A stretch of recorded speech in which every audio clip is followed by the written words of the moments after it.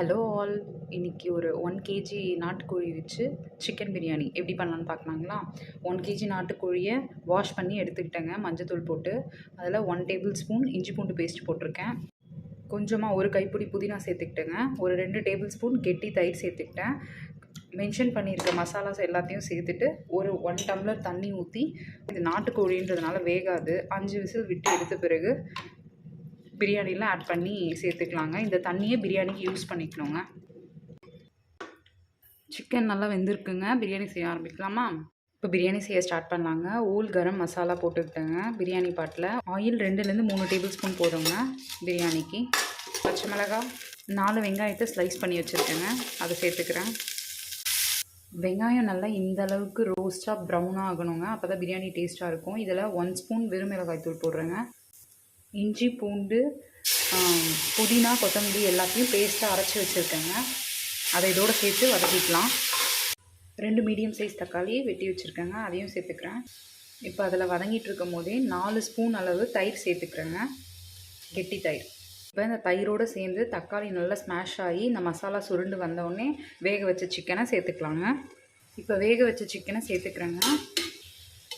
சிக்கனை சேர்த்து நல்லா பிரட்டின பிறகு தண்ணி சேர்த்துப்போங்க. தண்ணி வந்து 1 டம்ளருக்கு 1.5 டம்ளருங்க பாஸ்மதி ரைஸ்க்கு. பாஸ்மதி ரைஸை எப்போயுமே மேக்ஸிமம் 20 மினிட்ஸுங்க, 15 to 20 மினிட்ஸ் ஊற வச்சாவே போதுங்க. அது ப்ரீமியம் குவாலிட்டியாகவே இருந்தாலும் சரி, நார்மல் குவாலிட்டியாக, ரொம்ப நார்மல் குவாலிட்டி அப்படின்னா 10 மினிட்ஸுக்கு மேலே ஊற வைக்காதீங்க. அந்த மசாலாவோட சிக்கன் நல்லா பிளெண்ட் ஆகி வந்துருச்சுங்க. இப்போது இந்த டம்ளரில் 2 டம்ளர் அரிசி எடுத்திருக்கேன் நான் 1 கேஜி சிக்கனுக்கு.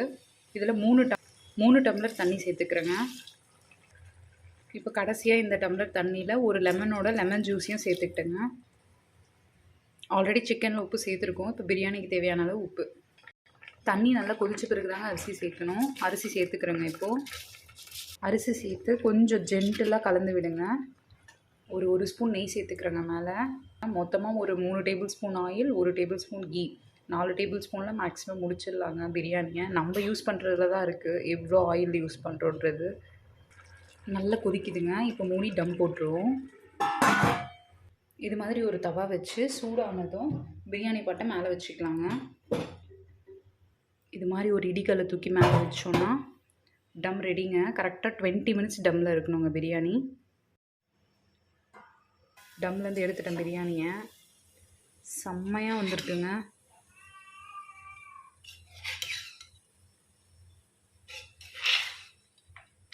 கண்டிப்பாக எல்லோரும் ட்ரை பண்ணி பாருங்கள். Thank you all.